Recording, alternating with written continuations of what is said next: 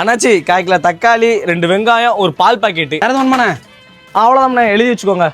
ஏ வா, என்ன காலையில தக்காளி வெங்காயத்தடையில இத வண்டியை பத்தியா? ஏன் வண்டிக்கு என்னாச்சு? ஏழு வண்டிக்கெல்லாம் ஒன்னும் அவ்வளோல, சைலன்சர் மாட்டிருக்கேன், இம்போர்ட்டடு 13,000 ரூபா. இப்படி 13,000 ரூபாயா? ஏன் இப்படி காசு கரியாக்குத? சேர்த்து வச்சு தங்கமாவது எடுக்கலாமால? ஆமா, நீ என்னமோ நிறைய சேர்த்து வச்சு தங்கம் வாங்கின மாதிரிலாம் பேசுத. நீ சொன்னாலும் சொல்லனாலும் நான் தங்கம் வாங்கதாமல போறேன். கதை விடாதுல, உன் சம்பளமே 15,000 ரூபா தான், நீ எப்படி தங்கம் வாங்குவ?